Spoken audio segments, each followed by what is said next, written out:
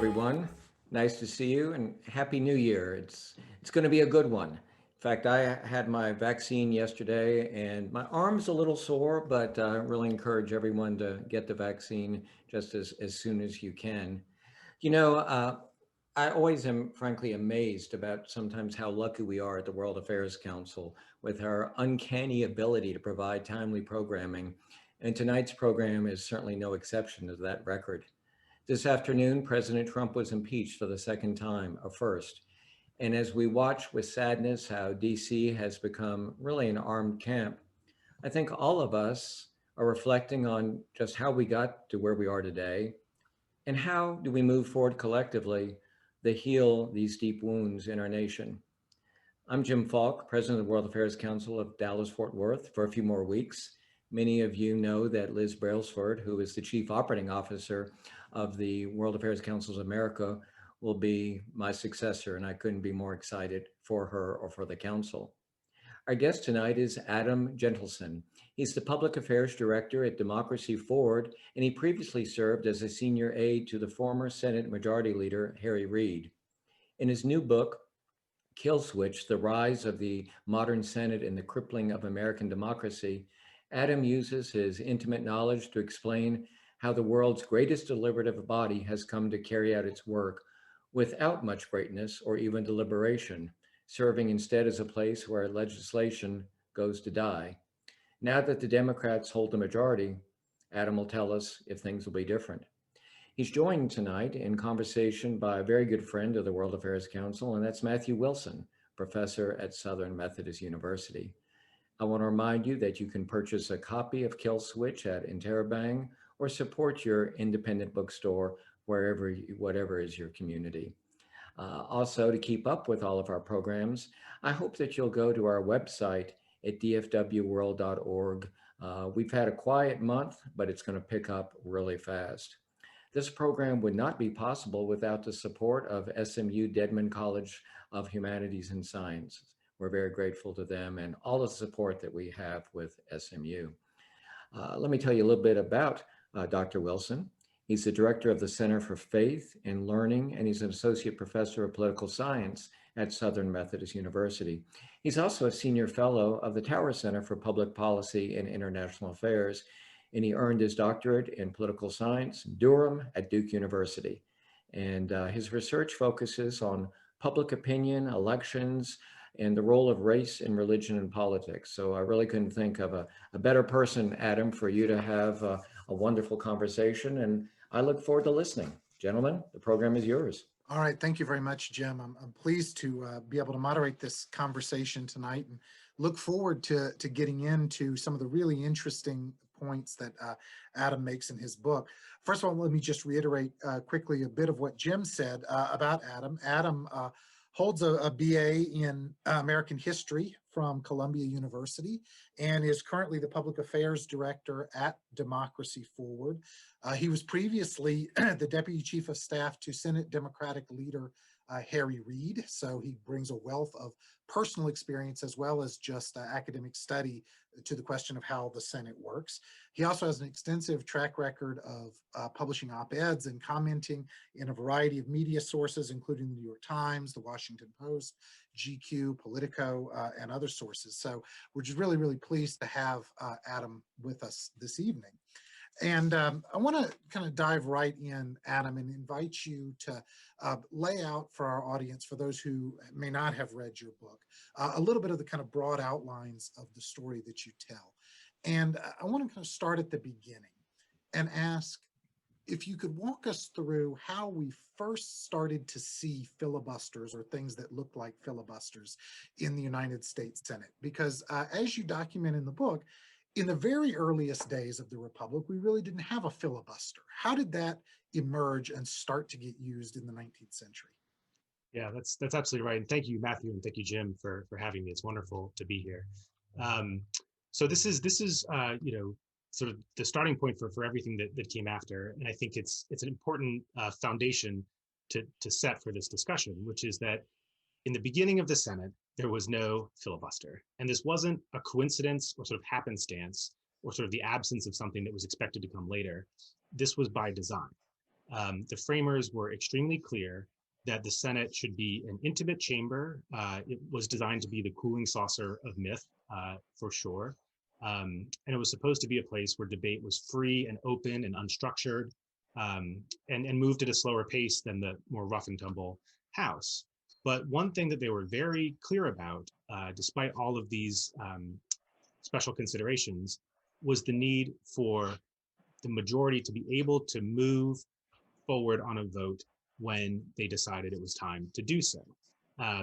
So, James Madison, the founder, who is most often cited as being careful and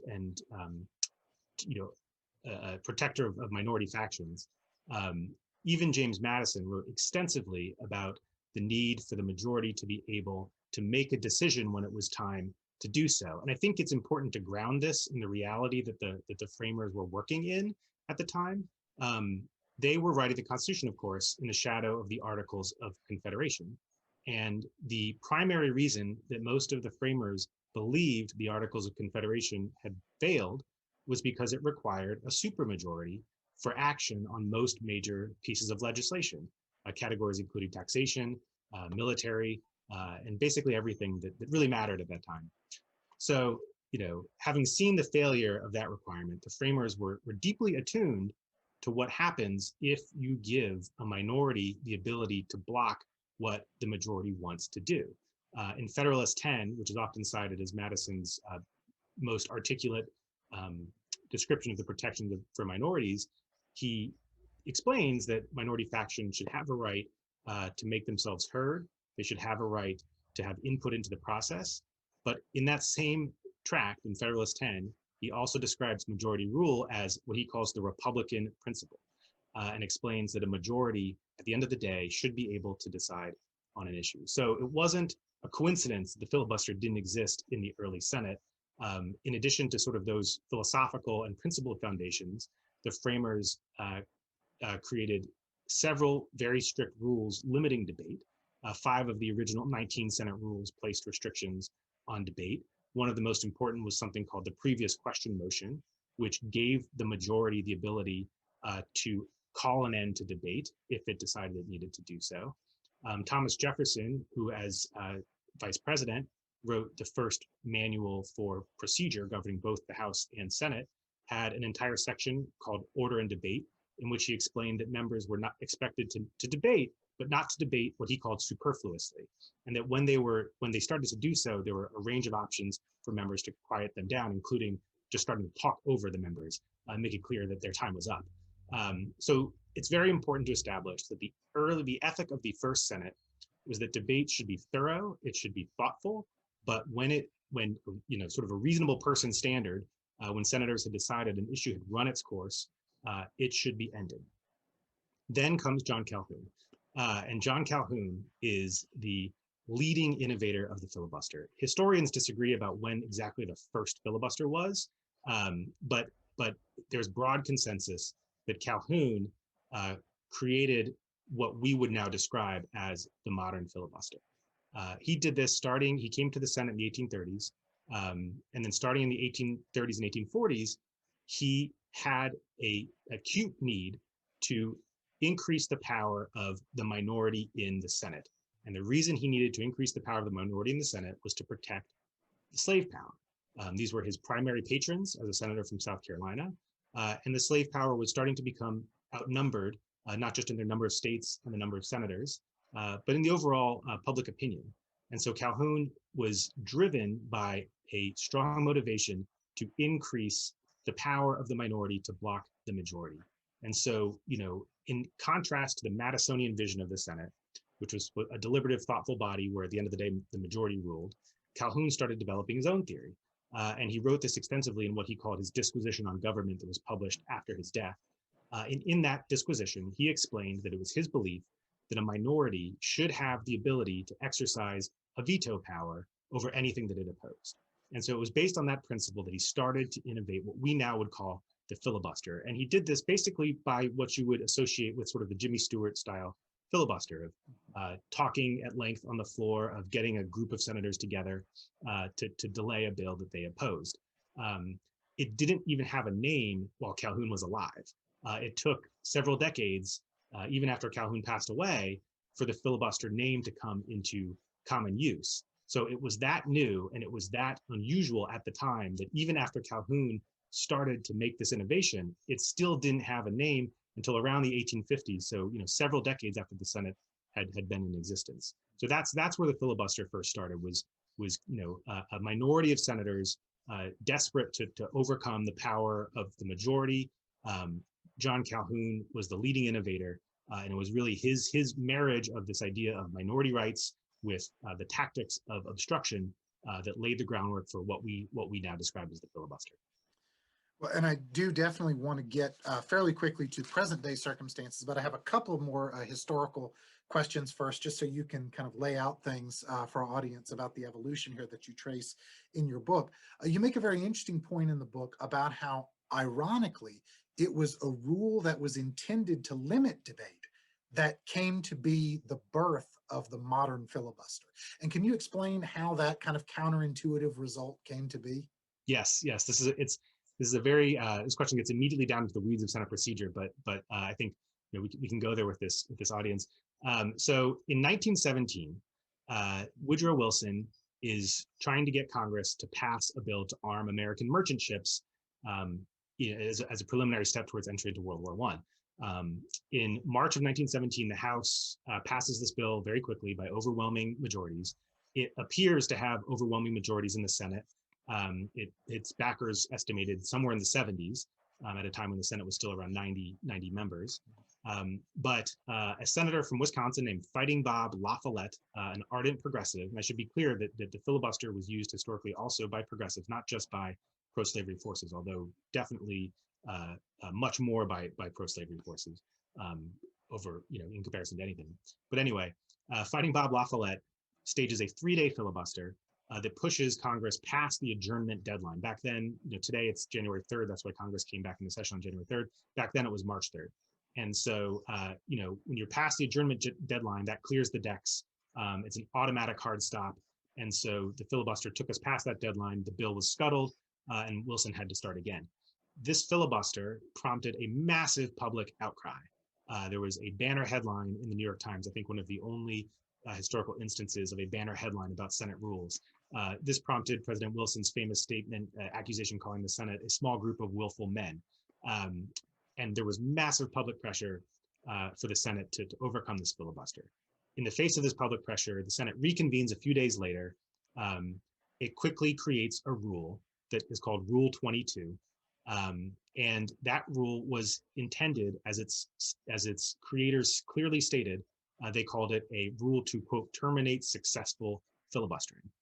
What this rule did is it put a supermajority threshold on Senate books for the first time.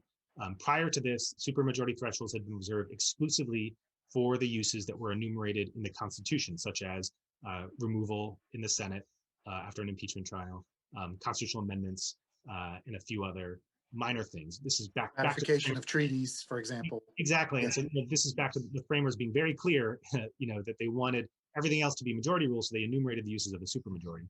So Rule 22, though, puts a supermajority back on the books. I should circle back for 1 second. That rule that I mentioned, the previous question motion that gave the original Senate the ability for a majority to end debate, that got scrubbed from the books in 1806. And what historians have decided was a mistake. It's a complicated story, but basically the Senate was cleaning up its rule books. It never used this rule because the prevailing ethic, as we talked about, was for senators not to obstruct. So this rule was never deployed. They thought, it was unbecoming of senators to even have it on the books. It was so considered so beneath them to think that anybody would obstruct. They get rid of this rule in 1806. And that was the opportunity that Calhoun was able to exploit later on to create the filibuster in the first place. So fast forward back to 1917, what they do is they try to put a version of that rule back on the books to give a group of senators the ability to call a debate to an end when they decided it had gone from persuasion to straight obstruction. They decided to set the threshold for that vote to end debate at a supermajority. This was a point of contention within the committee that developed the rule, and there was actually a majority in favor of setting it at a majority. We won't get into that, but the point is, even at the time, a lot of senators favored setting that threshold back at a majority.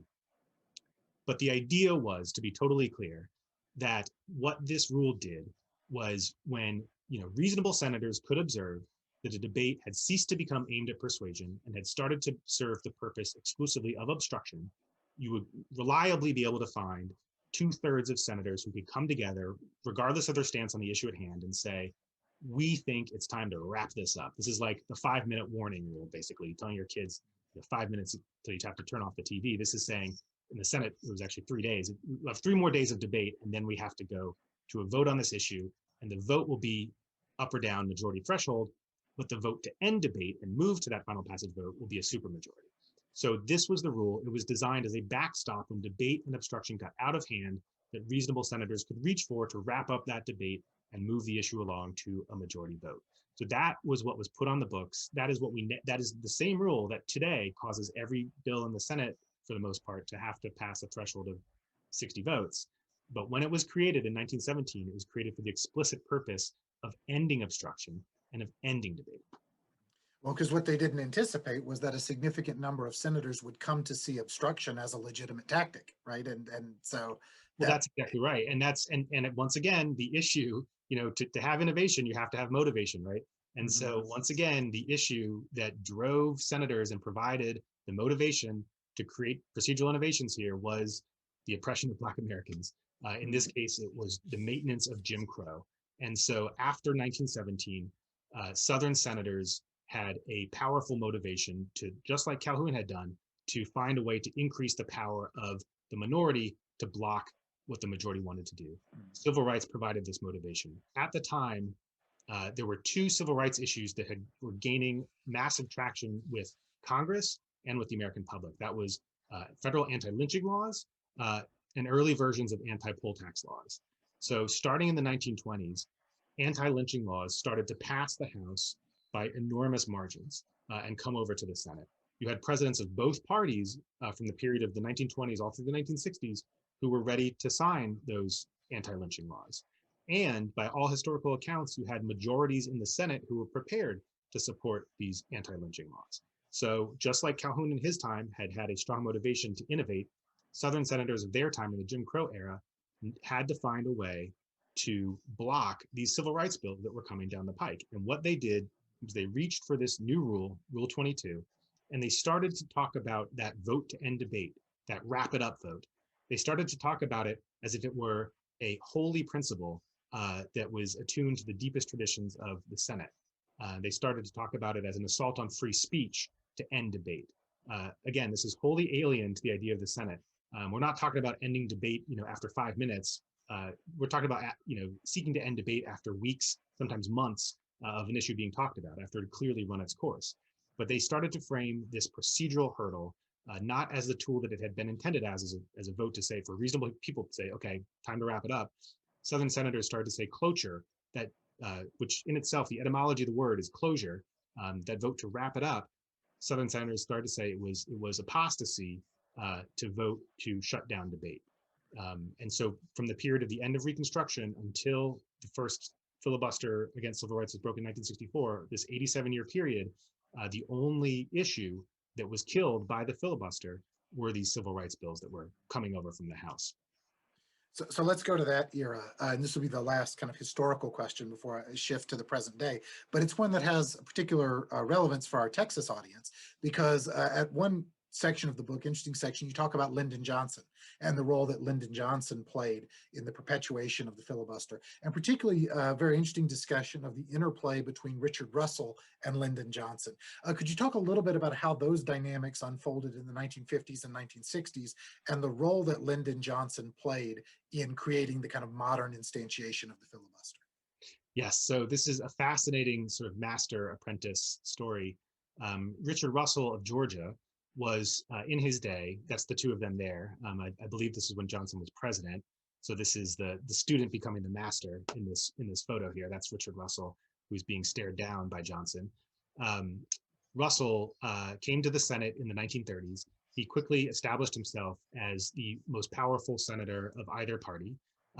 Another point I talk about in the book is that The Senate was supposed to be a leaderless chamber. The sort of top-down control we see today was alien to it. And Russell sort of embodied that because despite being the most powerful senator of either party, he held no formal leadership role. He acquired this leadership reputation simply by knowing parliamentary procedure better than anybody else. He also led more filibusters against civil rights bills than any other senator over his 40-year career. Russell took Johnson under his wing. Johnson, as folks here might know, had a reputation and extreme skill at ingratiating himself with powerful older men who were the leaders of the chambers in which he resided. When he was in the House, he became very close with Sam Rayburn, who was the Speaker of the House, and Sam Rayburn became like a father figure to him. When Johnson came over into the Senate, he formed the same kind of a relationship with Richard Russell.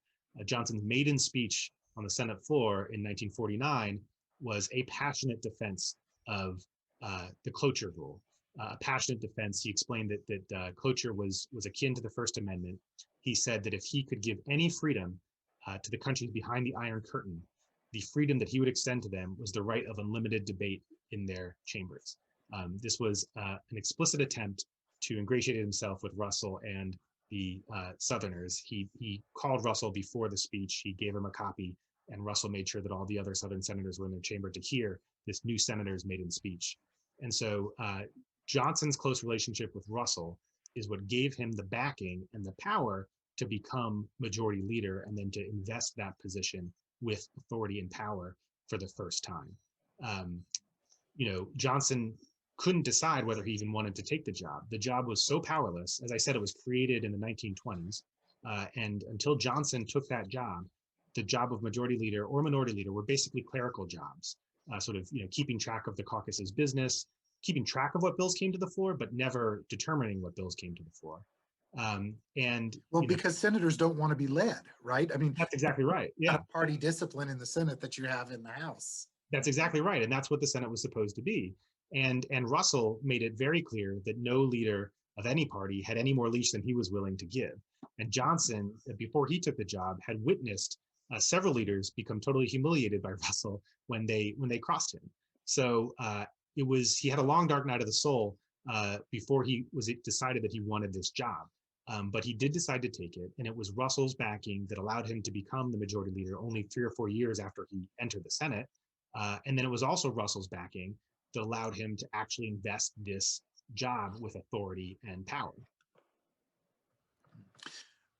So let's then think about how, since that era, the filibuster has changed in some ways. And you go through this in your book.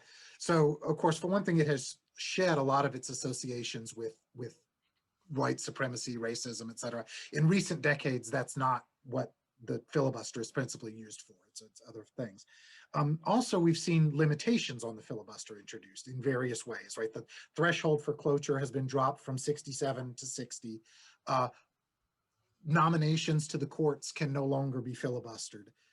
Senate has developed ways to use reconciliation to avoid filibusters on budget bills, on taxing and spending measures. So there are a variety of limitations that have emerged on a kind of pure minoritarian filibuster. Nonetheless, clearly you don't think that those are enough, right? That those limitations on the filibuster don't go far enough in the majoritarian direction. Are there any limitations on the filibuster short of its outright elimination that you think would be sufficient? So for example, what if we actually made people once again actually filibuster, like get up and debate, as opposed to the kind of automatic dial it in filibuster that you mentioned in the modern incarnation? Would that be sufficient, or is that not enough? I fully support that. I think that's a great idea. I think that the filibuster, its connection to debate needs to be restored. I mean, one of the very damaging things about the way the filibuster is used today, I get into this in the book, is that it kills debate. It eliminates it. Senators don't have to debate to block a bill. The Senate was supposed to be a place where senators persuaded, where they tried to get a majority behind their own cause. And today, you don't have to take the floor to wage a filibuster. We could talk about this more, but all it takes is a phone call or an email from your office. It doesn't have to be from the senator themselves, to the cloakroom, and the threshold, which even to this day, the actual threshold for passage of a bill in the Senate is a simple majority.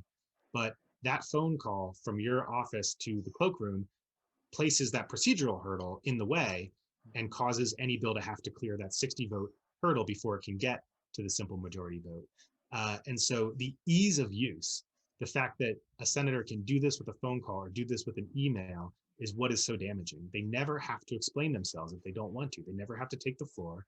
They never have to explain to the public why they are opposing this bill and forcing it to overcome this threshold. So I fully support the idea of restoring the talking filibuster. Ironically, I think that is what most Americans associate with the filibuster. When Right. they think of the term, they think of Jimmy Stewart, And so I think that restoring that kind of open debate, if someone wants to block a bill by waging debate, yeah, there you go. This was the movie that this was the role that launched his career, Mr. Smith.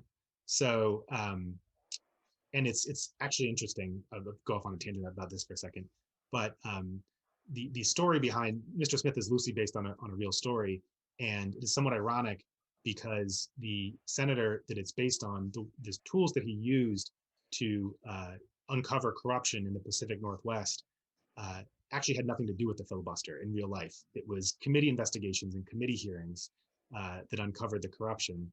However, that's much less dramatic and cinematic than the filibuster. So we have that decision to stage this in a dramatic way to thank for the public perception of what the filibuster is. But this is, we can count on our hands now the number of times we've seen this happen on the Senate floor.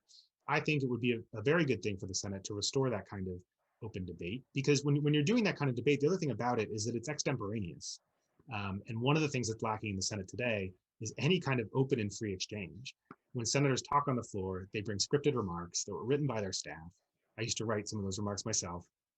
And oftentimes the senators are standing there on the floor reading these speeches and seeing the words for the first time as they read them out loud into the congressional record.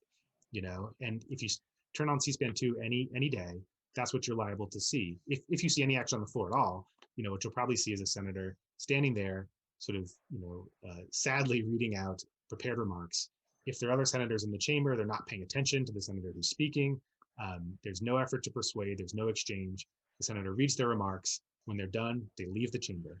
The only time that senators are— Of course, that's also true in the House, right, where they don't have a filibuster. So that's absolutely true. And that's an irony of this is that a lot of the opponents of reform will say that getting rid of the filibuster will make the Senate like the House.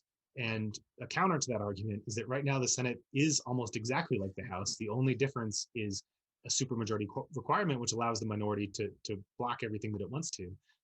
I think what we need to do to restore the Senate is to restore debate, restore lively exchanges, democratize leadership, take the power that's been invested in these top-down leadership structures away and return it to rank-and-file senators, so that when the Senate convenes on a given day, you don't know who's going to speak. You don't know what bills are going to be brought up. You don't know what's going to come of the debate that might take place. That was what the Senate was supposed to be, and I think that's where we need to go today. So to be clear then on your position, you would be okay with retaining a 60 vote cloture threshold as long as people had to actually debate? I think that if the mechanism by which you sustain the threshold is actual debate, I think that would be okay, as long as when the senators stopped debating, the threshold came down. Senator Tom Harkin of Iowa had a proposal similar to this, where he proposed, starting the threshold at 60, and then over a certain amount of time, it would come down to 55, down to 50. I think that something like that would be something that I would support. I think the key that I'm focused on is you have to take away the ability of the minority to, for a purely political motivation, block everything that the other side wants to do. I think this is especially important in these partisan polarized times. A phenomenon that political scientists have documented now for decades is that in narrowly divided majorities, which the Senate is likely to have for the foreseeable future, because it doesn't look like either party is going to get anywhere more than 54, 55 seat majorities, these narrowly divided majorities create a perverse incentive where the party that's out of power knows that it can likely take back the majority in the very next election. And so rather than increasing incentives for bipartisanship in narrowly divided Senates, the minority has a strong political incentive to make the party in power look bad. And so this is exactly what the framers warned about. This is exactly what they had seen with the Articles of Confederation. And so what I want to do with reform and what I propose in the book is taking away that ability to throw the kill switch and to shut down anything that the majority wants to do. If the minority opposes it, they should absolutely be guaranteed a role in the process. They should be guaranteed the Senate floor to make their case. They should be guaranteed ample time to use whatever resources they want to do in this modern communications era to make their efforts of persuasion. But at the end of the day, the fundamental purpose of the Senate is not to maintain any of these particular rules. Its fundamental purpose is to produce thoughtful policy solutions to the challenges we face. And so you have to restore its ability to actually get things done without the minority being able to throw a monkey wrench in it at every turn. So just to make clear to everybody how this would work procedurally, if there were going to be changes to the filibuster rule or elimination of the ability to filibuster, that in and of itself could be done by a simple majority, correct? That is, one cannot filibuster the rules to the Senate. Is that correct? That's right. I mean, the Senate rules are designed to be very deferential to a majority of the Senate, the idea being that this majority represents the will of the body itself. Mm-hmm. So, the irony is to lower the threshold from 60, all you need is a simple majority. That is the method that Senator Reid used when I worked for him to do away with the 60-vote threshold for nominations in 2013. Mm-hmm. And then Senator McConnell in 2017 affirmed that precedent when he used it to lower the threshold for Supreme Court nominations. When Reid did his reform, he exempted Supreme Court nominees from the lowering, so the threshold mm-hmm. for them remained at 60 votes. When Gorsuch was nominated, McConnell deployed the same method to sort of fill that loophole and lower the Supreme Court threshold back down to 50. So it's been used by both parties. It's been affirmed. When President Bush was in office, Republicans put forward this idea during that nuclear push. So it's become well accepted by this point that a majority can vote to lower the threshold and change the Senate rules in any way it wants, really. Right. So what would you say to liberals who might look at that and say, but you see, that was the problem, right? If only we still had the filibuster for Supreme Court nominations, we wouldn't have Brett Kavanaugh. We wouldn't have Amy Coney Barrett. So shouldn't we want to preserve the filibuster? Would you tell them that's just too bad? You get more than you give by getting rid of this? I mean, how would you respond to them? Yeah, I have two answers to that. One is that, liberals, and being a liberal myself, this is part of why I favor it, liberals benefit more than conservatives by lowering the threshold. This has been shown historically. It's not, we talked about the filibuster's use against civil rights. So that's, a very clear example. But even once the filibuster started to become used on other issues, it was primarily used to stop liberal issues. This isn't really, a radical proposition. It's just the nature of the parties. The liberal side tends to want to pass big legislation to expand the social safety net, to enact democracy reforms. That's the nature of how liberals wield power. It tends to be through the use of expansive legislation to advance their goals. Conservatives, and William F. Buckley's famous phrasing, are the party that stands athwart history yelling stop. And procedurally, many of the goals that they want to achieve can be achieved, first of all, by stopping big government legislation, and second of all, by rolling back regulations, which a lot of which can be done without legislation.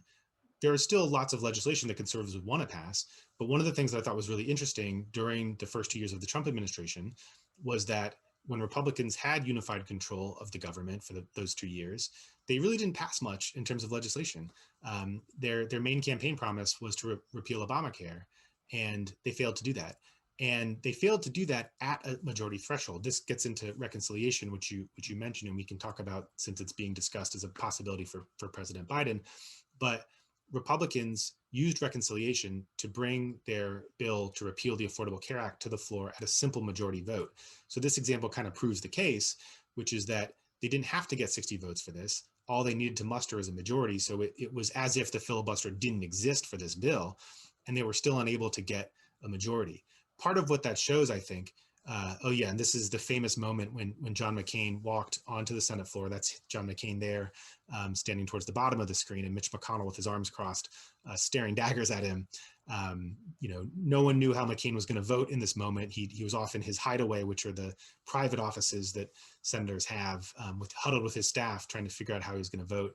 I also love up here in the top left corner, you can see Senator Chuck Schumer. I believe that's Amy Klobuchar next to him, and then Dick Durbin over to the right, seeming to be having a pretty good time. So McCain comes to the floor. I think it was 2 o'clock in the morning at this point, takes a hard look at McConnell, and then extends his arm and then just puts his thumb down like that after a dramatic pause. And McConnell quickly stares down at his shoes and slinks off. So the point is, for all intents and purposes, for that repeal effort, the filibuster did not exist, and Republicans were unable to muster a majority. It is much harder to get a majority than people generally think. And that was part of Madison's point. We have this complicated system of checks and balances. Even if you take the filibuster out of the equation, the US system of government still has more veto players, as political scientists call it, than other modern democracies. And the way Madison saw it was this system would provide sufficient protections to the minority, but within that system itself, each decision point should be majority rule. Let me quickly remind people, if you do have questions that you'd like to pose, please feel free to put them in the Q&A section. We'll try to get those raised. But let me ask you, then this follows on something you just said. Would you agree that the existence of the filibuster in the Senate has, in fact, in some ways, prompted a rise in executive power, in presidential power? Because my sense is that both President Obama and President Trump, and perhaps some before them as well, but especially President Obama and President Trump, both felt like the best way to achieve change is to use executive orders, because trying to get something through the Senate with a 60-vote threshold is well nigh impossible. And so the existence of the filibuster therefore encourages presidents to govern by executive order. Is that a legitimate point? That is a very legitimate point. I think it's absolutely true. Champions of the legislative branch like myself should favor reform for this reason, because it will restore the primacy, or at least something closer to primacy, of the legislative branch. If you have a gridlocked Senate where the party that opposes you can throw a monkey wrench in the system and stop anything that you want to do, presidents are left with very few tools. And I do not favor I favor the use of executive actions if the Congress is completely gridlocked and there's no other option. But I would much prefer to see a functioning Congress where legislation is passed through regular order, where the committees are re-empowered, where senators are free to bring up amendments and have a free and open debate. I think that's a much healthier way to do this. And the irony of this debate, I think, a lot of times the proponents of reform get tagged as the radicals, but what's really radical here is how gridlocked and dysfunctional our government has become. I go back, and I mentioned this in the book, to Henry Clay, the great compromiser. He was the progenitor of reform and of trying to get rid of the filibuster. When he saw John Calhoun start to invent this tool of obstruction, Henry Clay was horrified. There was an episode in 1841 where Henry Clay was trying to advance a bank bill, and Calhoun waged one of the first major filibusters in Senate history.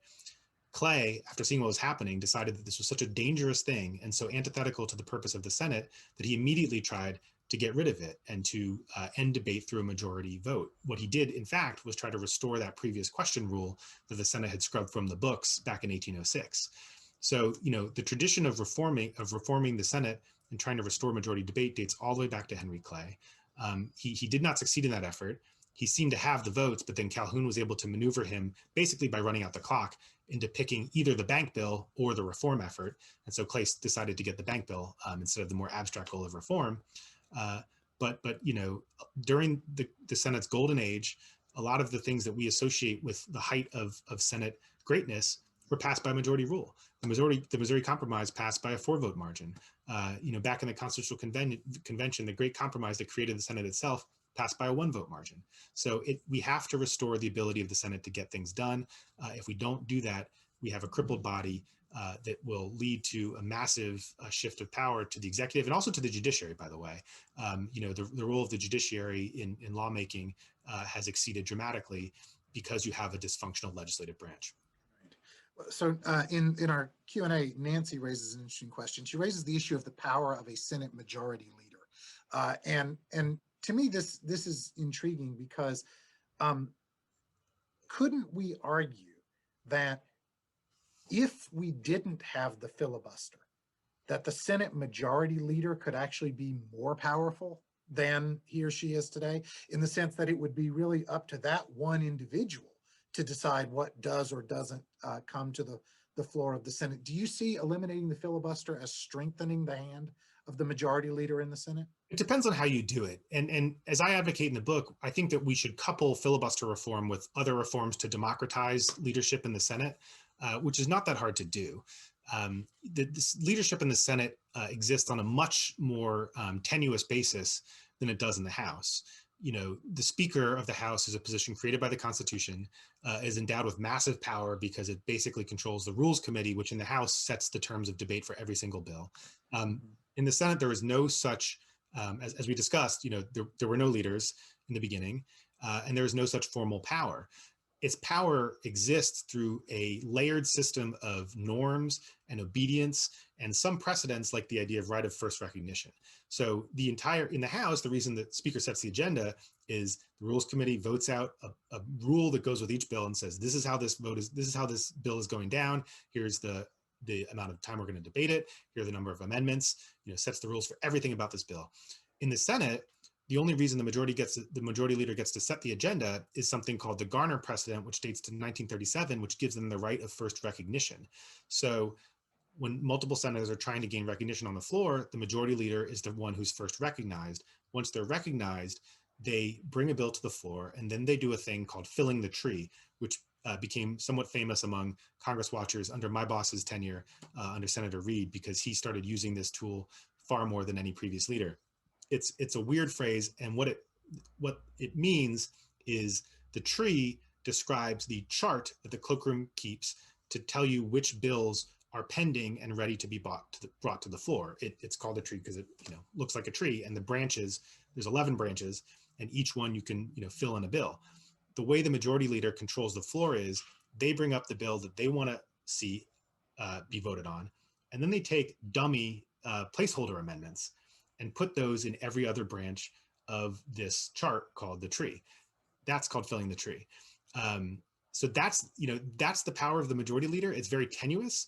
So if you were to do something like weaken the power of right of first recognition, if you were to pass rules that stopped the majority leader from filling the tree and that enforced the idea that those other branches of the tree should remain open for other senators to put bills and amendments on, you could very easily start to deconstruct their power. So to get back to the question, I do think that eliminating the filibuster by itself could empower the majority leader more than you would want to see.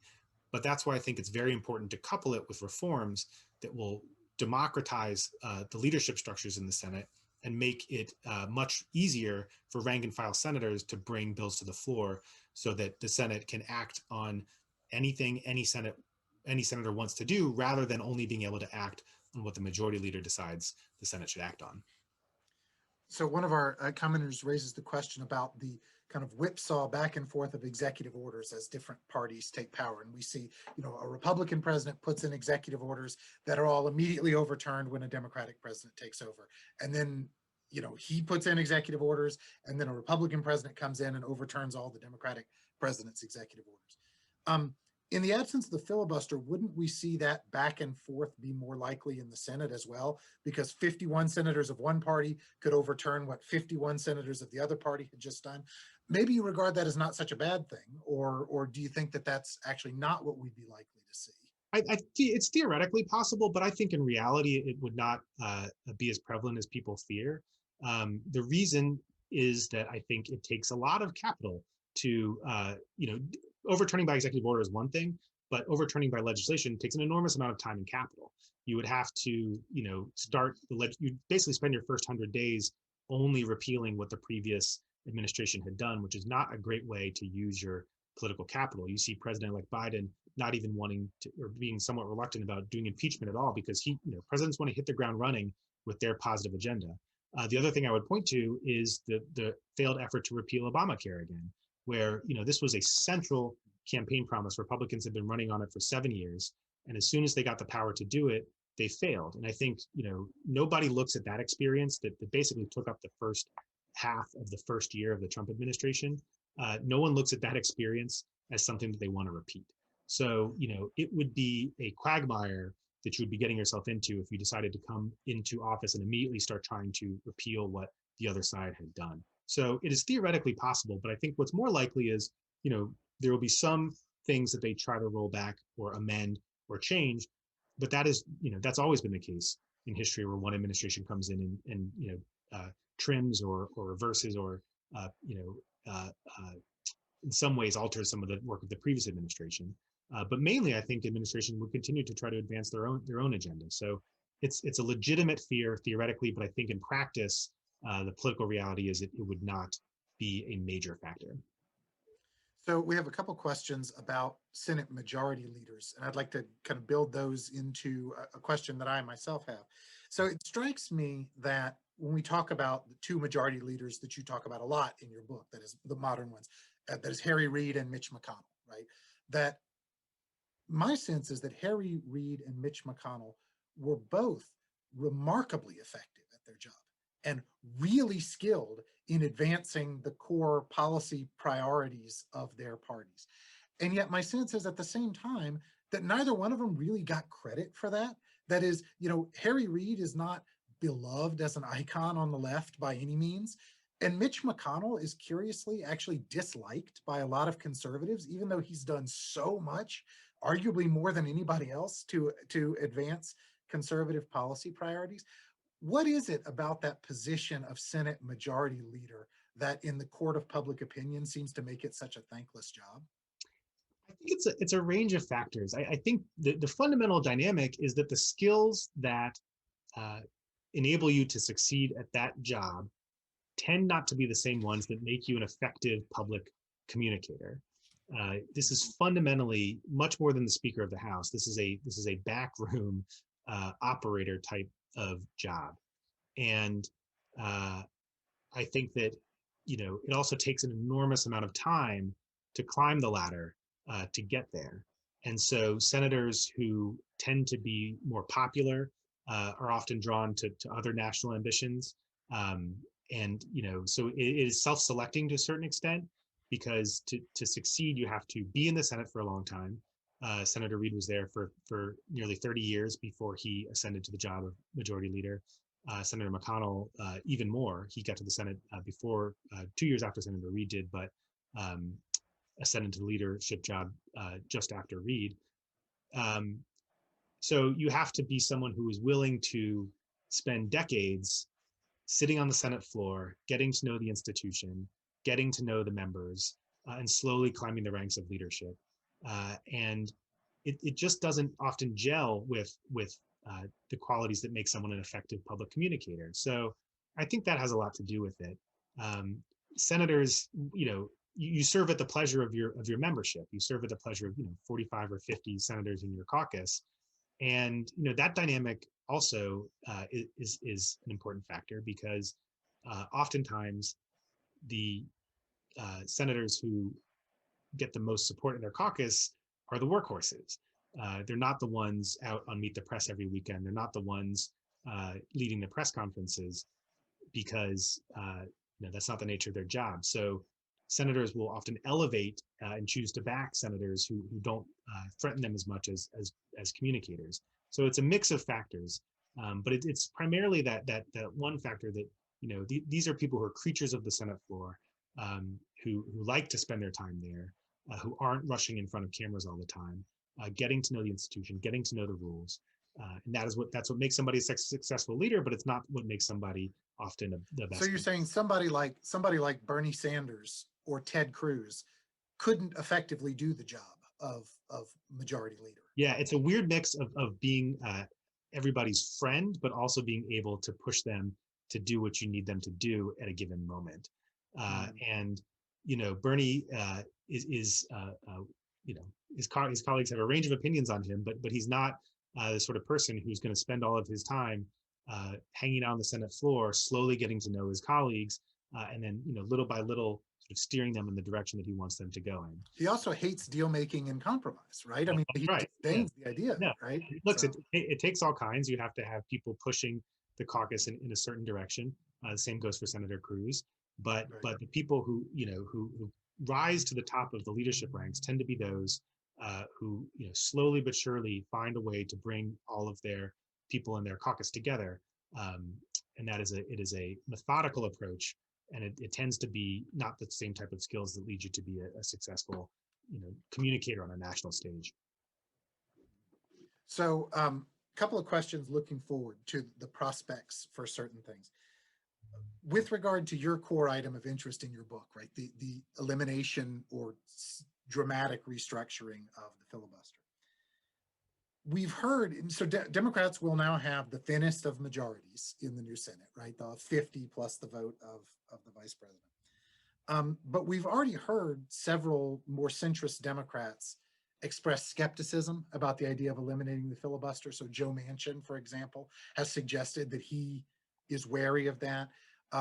In the past, Joe Biden has expressed wariness about the idea of getting rid of the filibuster. So given that, do you think that this is unlikely to happen over the next 2 years, or do you think that these people might be brought around? I think, look, as someone who used to work in leadership, we dealt a lot with whip lists, and Manchin has been very clear about his opposition. A few other senators have been aggressive on that front too, Kristen Sinema from Arizona. But when I look at it, I see a whip list of about 3 to 5 people, which to me is a good place to start. I think that if, and as you mentioned, President Biden's approach is going to be to first try to seek bipartisan compromise to pass his agenda and try to get, the 60 votes that you would need under current rules. If he's successful in doing that, if there is a flourishing of bipartisanship in the next 6 months to a year, then I think that the steam will, come out of any push for reform, and I don't think that it will happen. I think it's more likely that Biden is going to have a hard time securing 60 votes for most of his major agenda items. Some of them can be done through reconciliation. We can talk about that in a moment, but most of what he wants to do can't be done through reconciliation. And so Democrats are going to face a choice, including Democrats like Manchin, relatively early on in his administration, probably sometime around the summer of 2021, where they basically have to choose between pursuing Senate reform and lowering the threshold on the filibuster, or essentially giving up on their agenda. And I think that question is what's going to force this issue to a head. And even senators like Manchin, who've been reluctant, I think will ultimately have to choose between, getting nothing done or reforming the Senate rules. And for me, the primary purpose of senators is to deliver results for their constituents. The results should be thoughtful. They should be well considered. They should be conducted transparently through committees and with full public scrutiny. But at the end of the day, we face a lot of challenges as a country. And to continue to be a great nation, we need to be able to pass thoughtful policy solutions. And I think that sometime late 2021, Democrats will face a choice between giving up on their agenda or reforming the Senate rules. And that is what will ultimately bring the question to a very acute point for folks like Senator Manchin. And I believe that ultimately, if you've got a whip list of 3 to 5, and you've got massive public pressure with Biden's entire agenda hanging in the balance, I think that ultimately, if those dynamics are what prevails, that senators will come around. So do you think that filibuster reform can or should be separated from other measures that have been talked about that would enhance democratic power? And here what I'm thinking of is things like new states, DC statehood, Puerto Rico statehood, right? That would change the balance of power in the Senate. Packing the court, increasing the number of Supreme Court justices to, at least in the short term, put more liberals and moderates on the court. Because Republicans would likely characterize this as a package of efforts to enhance democratic power. They'd say, see, they got the narrowest of majorities, and all of a sudden we've got 2 new states, and the court is packed, and the long-term Senate history of the filibuster is done away with. Do those things necessarily get treated as a package, or are they separable items? Well, I think it depends on what's the issue that forces the filibuster conversation to a head. You could see it coming to a head on economic issues. There's some discussion among the Biden administration of pursuing a COVID relief package right out of the gate. They might end up doing that through reconciliation, but if they brought a broadly popular, desperately needed package of COVID aid to the floor and they failed to get 60 votes, they would face a choice of watering down that package or going nuclear and changing Senate rules to pass it. So, if it's an economic issue that brings the conversation to a head, I don't think it'll always be characterized as a power grab because you're making this big change to pass something that the party in power wants to pass, but it won't have that other baggage that you discussed. However, I do think that those issues you mentioned are probably the most likely ones to bring the conversation to a head. To me, these are sort of the issues where you have an immovable object meeting an unstoppable force, where Democrats cannot give up on these democracy reforms, including DC statehood, and Republicans can't let them pass. So I think that is the place you're most likely to see this dynamic prevail. I'm sure Republicans will characterize them as a power grab. I think it's unfortunate that things like extending statehood to a district that's as big as Wyoming and close to several other states, and is back to the principle of taxation without representation, is bound by federal law but has no ability to shape that federal law. It probably will elect 2 Democratic senators, but that's just the nature of the beast. People have talked about extending statehood to Puerto Rico. It's less clear that there's a demand for it there, but I would support self-determination if Puerto Rico wants to become a state. I would support that, but it's not at all clear that Puerto Rico would elect 2 Democratic senators. But I would still, support that democracy reform. I can't think of any places that seem like they would automatically elect Republican senators, but on the basis of principle, I would support extending statehood to areas that are bound by federal law. So this isn't a question of partisan power; it's just a question of doing the right thing. We saw the need for it this week, where DC was unable to send in the National Guard to stop the rioters because the mayor doesn't have that power. So it's the right thing to do. It may have the effect of helping Democrats, but that's that's the reason Republicans will oppose it. But that's not the reason we need to do it. But you'll be battling against the attractiveness of the nice round number of 100. It's true. That's an interesting dynamic you point out, because I think that that round number sticks in people's heads, and it makes it seem like that's the way it was supposed to be, when obviously that's just where we ended up. Right. We were at 96 for a long time until the late 1950s. We got 2 more Well, seats. gentlemen, I hate to interrupt, but Adam, I know you have a hard stop in just a minute. And Matthew, as always, thank you so much for moderating tonight's conversation. It was Happy to do really fascinating. I have not finished your book yet, Adam. I started it a few days ago, and I just want to tell everyone how it's structured. First part is really the history, and the second part is modern and some of your prescriptions to have a better Senate. And I want to encourage everyone to pick up a copy of the book at Interabang by going to interabangbooks.com or at your favorite bookstore.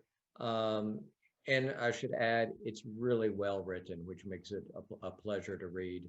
Want to thank everyone. Please go to our website, dfwworld.org, or go to our YouTube channel and catch up on some of our past programs. And of course, please share our programs on your social media. Thanks so much for being with us. We'll see you again very, very soon. Good night.